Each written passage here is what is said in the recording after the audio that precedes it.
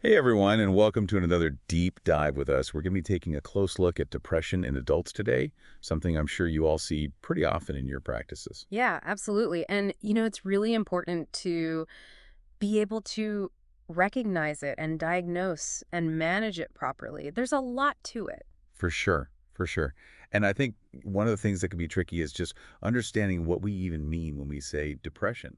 It's a word that gets tossed around a lot. Yeah, you're right. Like people use it to talk about like a mood, like, oh, I'm feeling depressed because my team lost or whatever. Totally. But that's super different from clinical depression. Right. Like what we're talking about here is a syndrome, a whole bunch of symptoms together, Mhm. and it can really impact a person's life.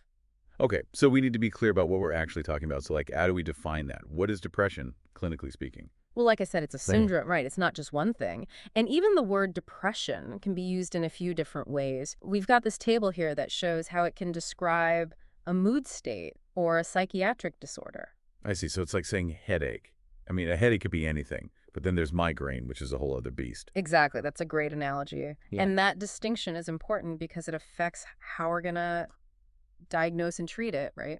Okay, so we've got our definitions down. Now let's talk about what it actually looks like in our patients.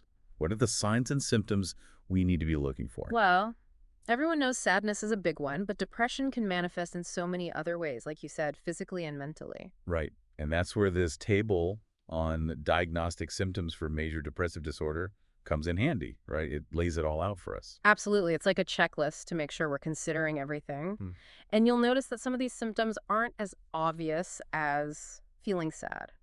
Things like anger and irritability, we see that a lot, especially in men. Anxiety, changes in how much they're eating or their weight, even these things called psychomotor changes. Okay, now psychomotor changes sounds a bit technical. What exactly does that mean? Yeah, it's basically changes in their movement and how active they are. So, like someone who's usually really talkative and now they're quiet and withdrawn, or someone who was always busy and now they can barely get out of bed. Ah, okay. Little shifts like that. Gotcha. And then, of course, we can't forget about cognitive impairment problems with memory, concentration, making decisions.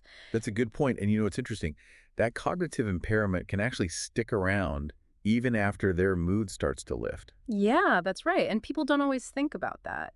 But it can have a huge impact on their ability to function at work, in their relationships, just in their day-to-day life. Wow, that's a really important point. So we can't just focus on their mood. We need to be thinking long term about their cognitive recovery. Exactly. It's all part of taking a holistic approach to managing depression. Okay, so we've got some of the less obvious symptoms down. Yeah. Now let's talk about something that I think can make things even more complicated.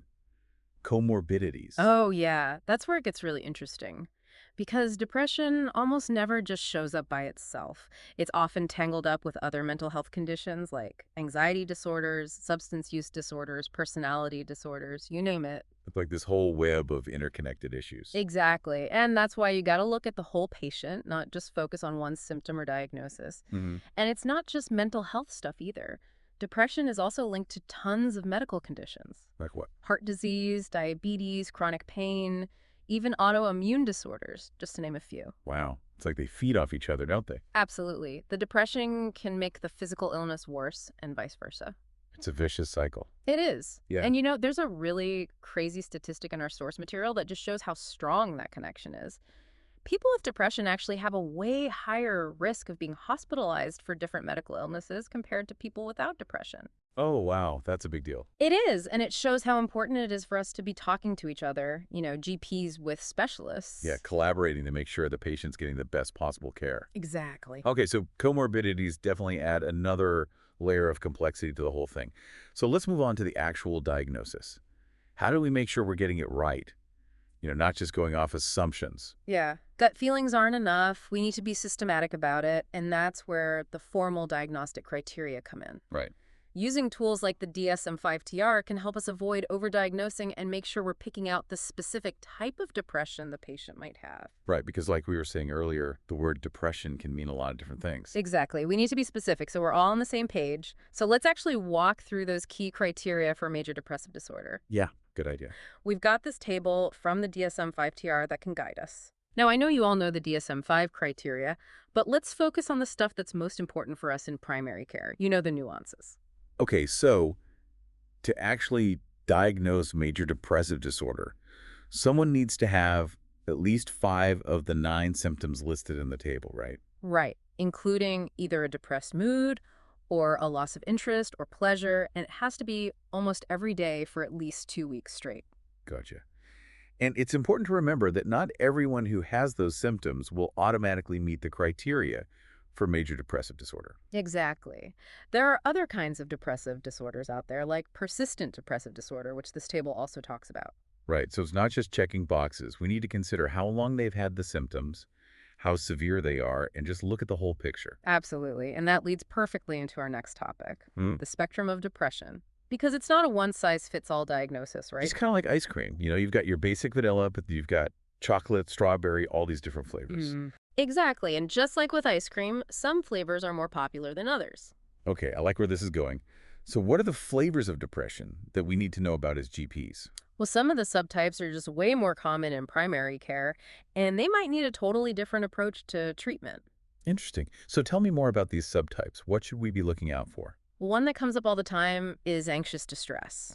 It's super common, and often those patients don't do as well and might need some different treatment than other types. Okay, what does anxious distress look like? You'll see them worrying a lot, feeling restless and keyed up, maybe even having panic attacks on top of the depression symptoms. So it's like their anxiety is just adding fuel to the fire of their depression. Exactly. And that's why it's so important to recognize that it's there because we might need to treat both the anxiety and the depression. Not just throwing an antidepressant at them. Right. We might need to think about therapy like cognitive behavioral therapy or CBT to help them manage that anxiety too. Makes sense.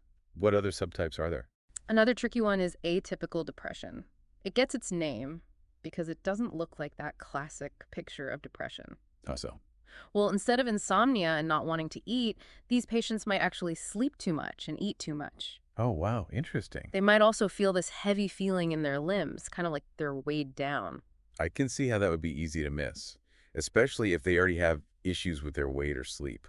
Absolutely. So we got to ask the right questions to really figure out what's going on. Okay, what about the really severe end of the spectrum? Well, there's melancholic depression, and that's rough.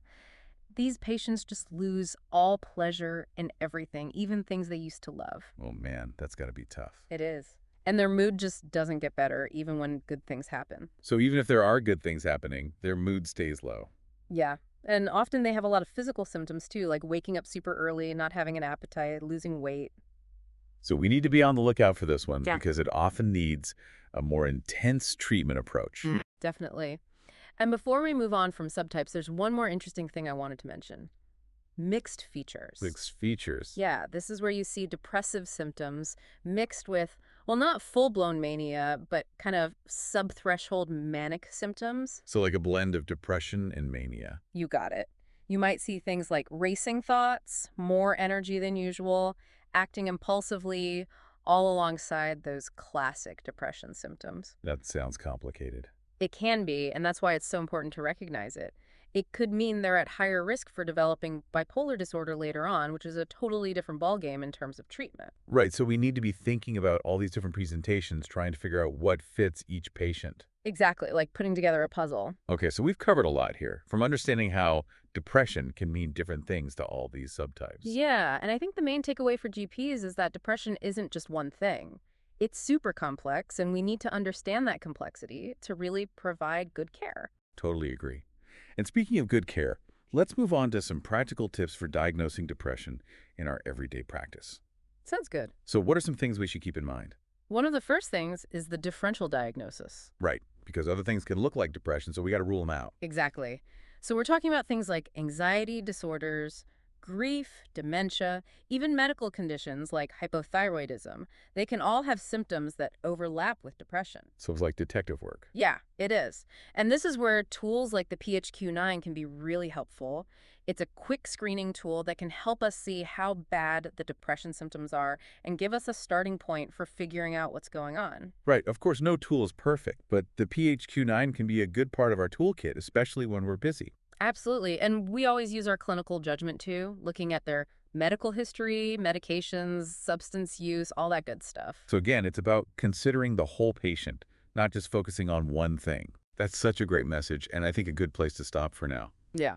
We've covered so much in this first part of our deep dive. We have, We've really unpacked the complexity of depression, how it shows up, and how to start thinking about making a diagnosis. but we're not done yet. Right. We'll be back in part 2 to talk more about how depression affects people's lives and dive into the specifics of managing it in primary care. Looking forward to it. See y'all then. Welcome back, everyone. We're diving back into our exploration of depression in adults. It's good to be back. We did a lot of unpacking in part 1, didn't we? Yeah, we really did. Mm-hmm. From defining what depression actually is, to talking about all the different ways it can show up, to thinking about how we make a diagnosis. Yeah, we covered a lot of ground. But now I think it's time to shift gears a bit and focus on the impact of depression on a patient's life, like really how it affects their ability to function.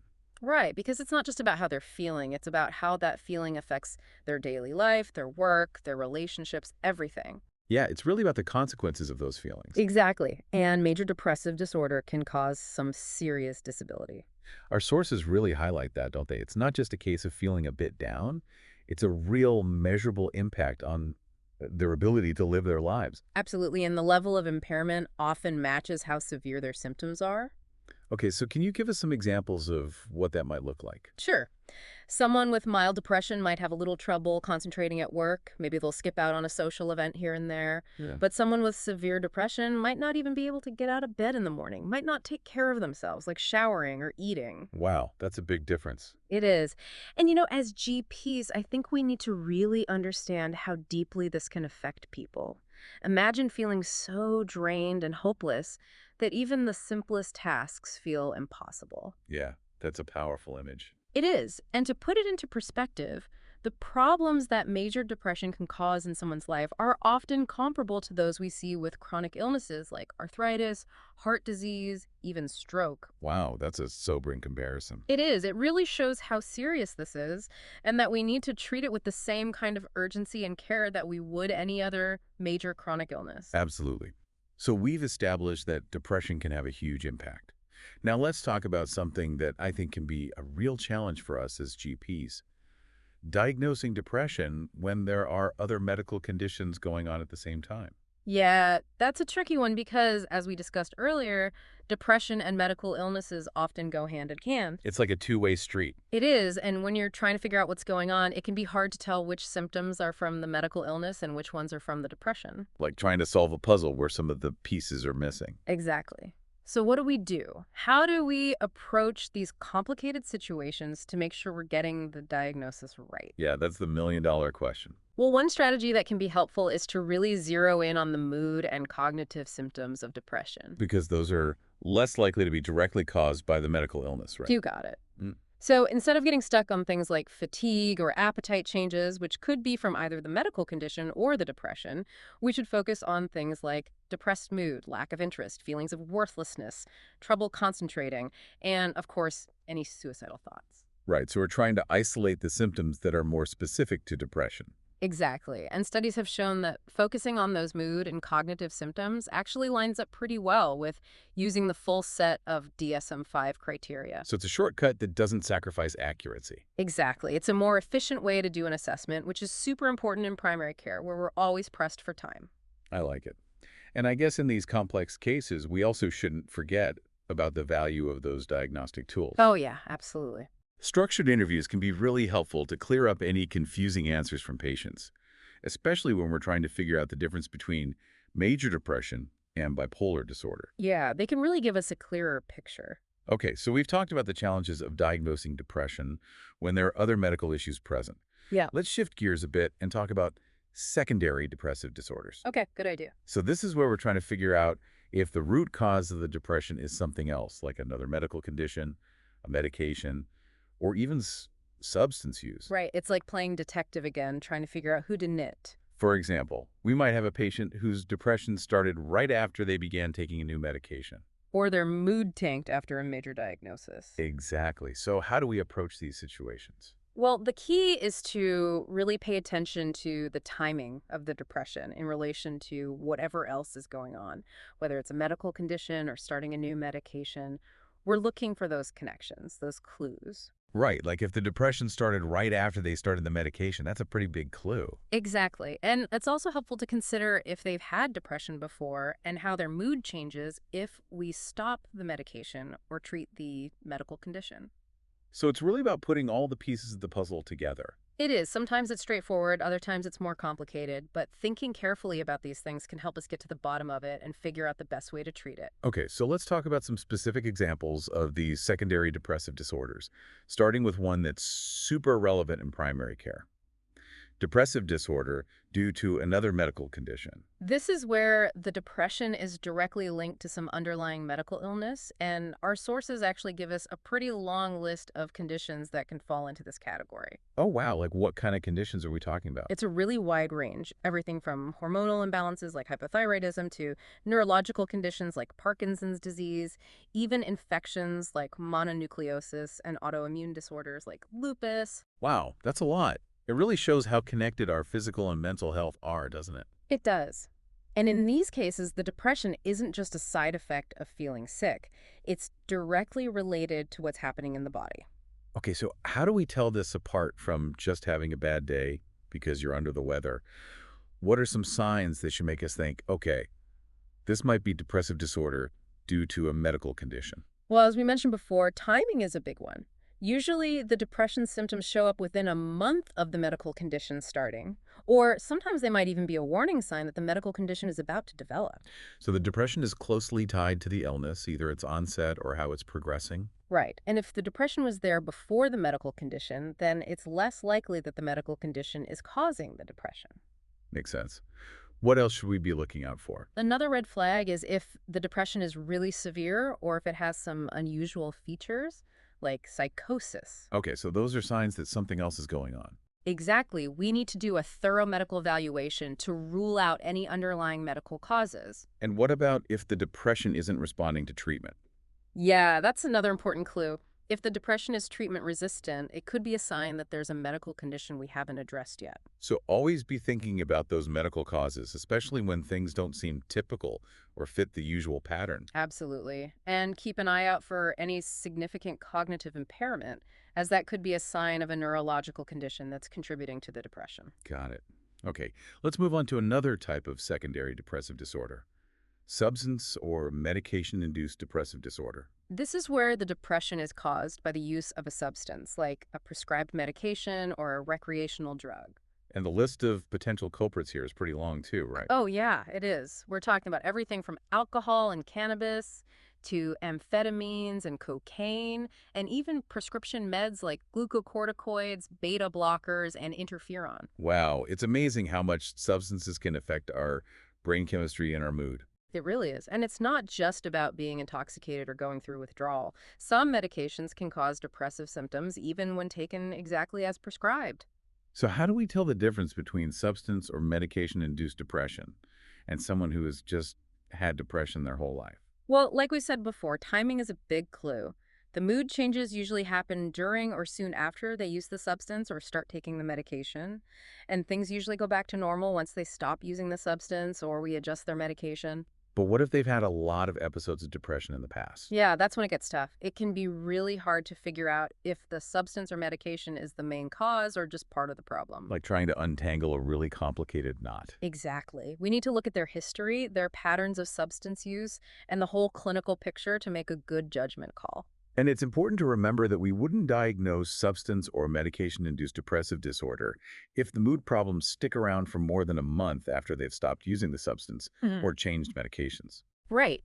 If that's the case, we'd be thinking about a primary depressive disorder that's not related to the substance or medication. So it's all about recognizing patterns, ruling things out, and making sure our treatment is targeting the real issue. Absolutely.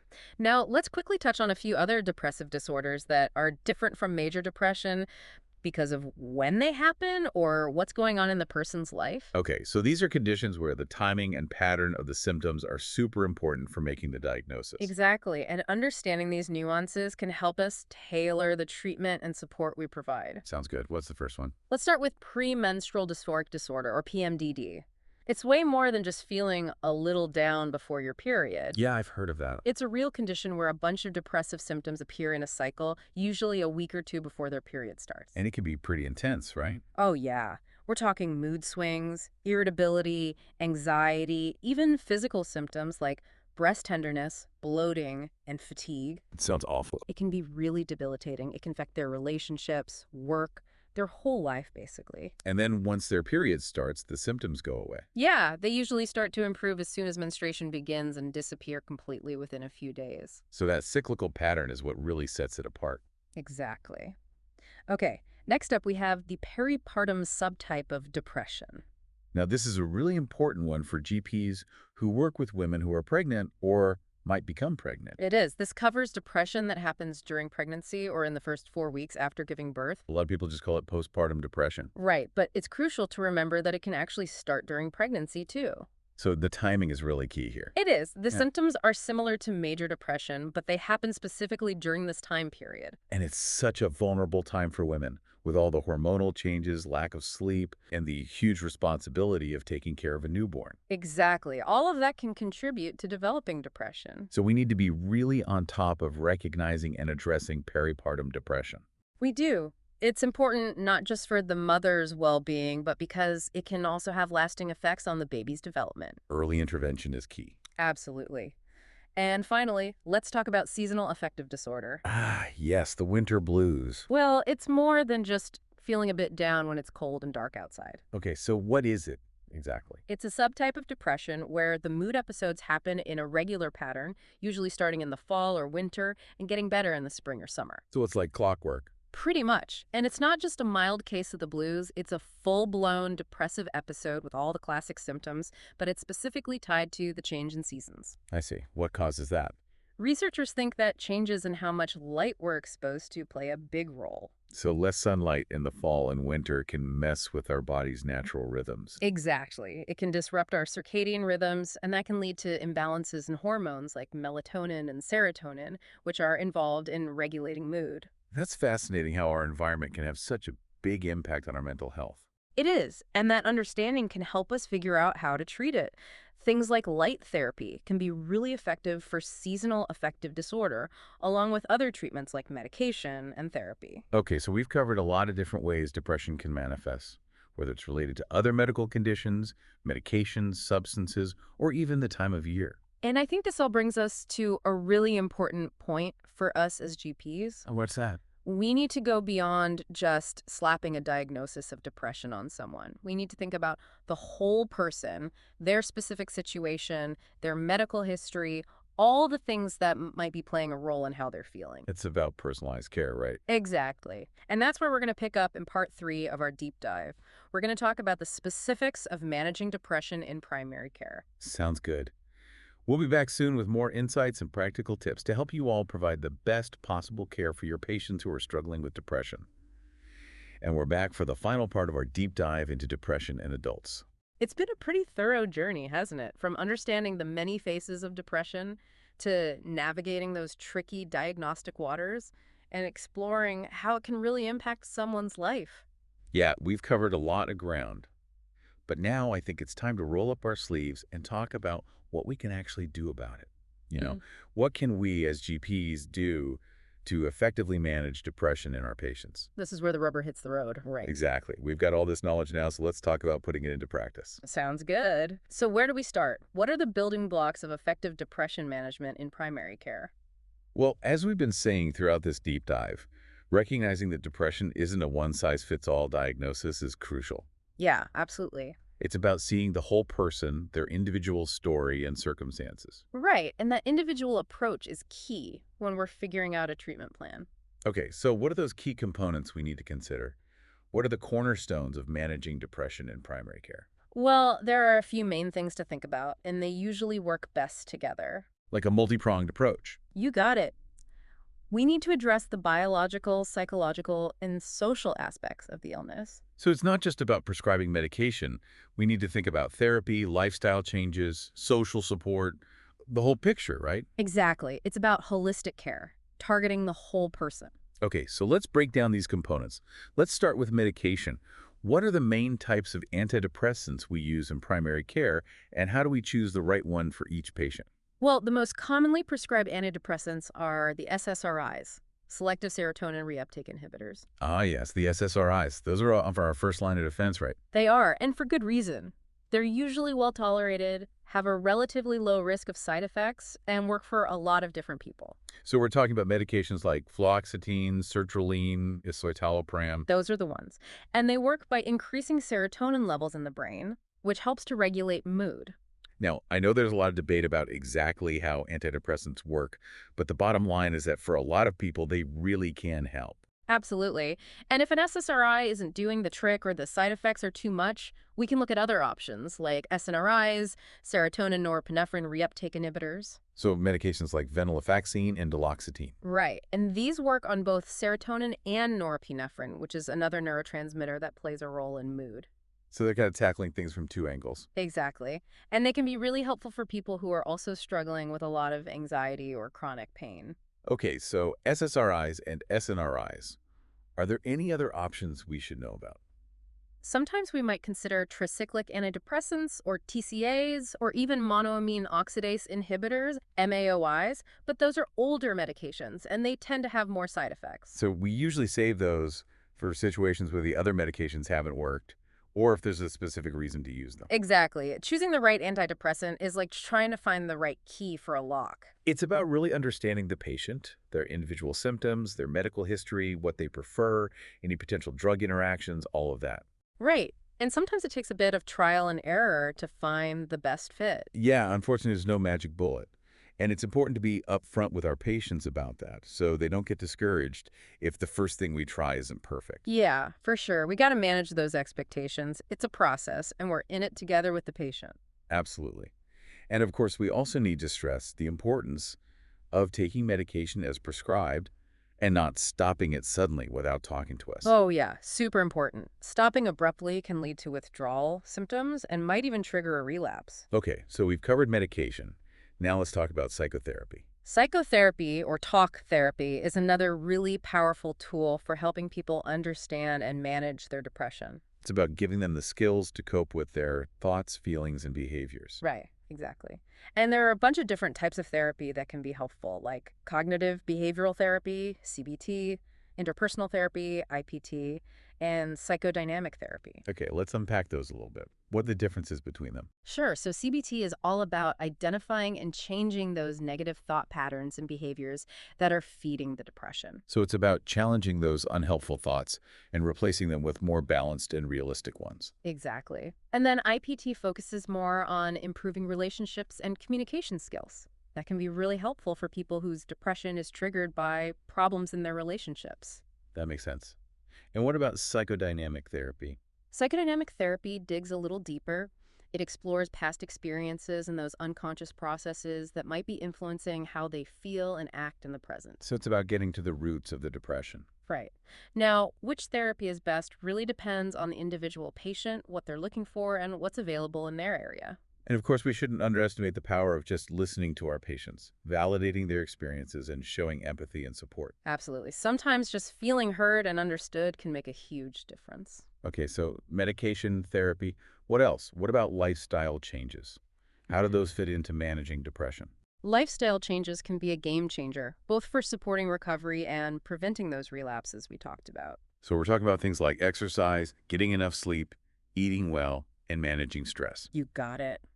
Regular exercise has actually been shown to have antidepressant effects, and good sleep is essential for regulating mood. It's about giving our patients the tools to take control of their well-being. Exactly. And don't forget social support. Encouraging patients to connect with loved ones, join support groups, or do things they enjoy can be incredibly powerful. It's about combating that isolation that often comes with depression. Exactly. And finally, we need to be mindful of the risk of suicide in patients with depression. This is such an important point. We can't be afraid to talk about it. Absolutely not. We need to ask directly about suicidal thoughts and really assess their risks. And if we're concerned, we need to act immediately, referring them to emergency services or a mental health professional. It's always better to be safe than sorry. Okay, so we've covered a lot in this final part of our deep dive. We have. We've talked about medication, therapy, lifestyle changes, social support, and the importance of being aware of suicide risk. And most importantly, we've emphasized that individualized care is key, recognizing that every patient is unique. We hope this deep dive has given you the knowledge and the confidence to approach depression in your practice. We've only scratched the surface, of course, but we've highlighted those key takeaways that can really make a difference in the lives of your patients. So as you head back to your busy practices, remember the complexity of depression, the importance of a thorough assessment, and the power of a multifaceted treatment approach. And never underestimate the impact of your empathy, your willingness to listen, and your support as you walk alongside your patients on their journey to recovery. It's been a pleasure exploring this topic with you all. And thank you to all our listeners for joining us. We'll see you next time for another fascinating exploration of the world of medicine.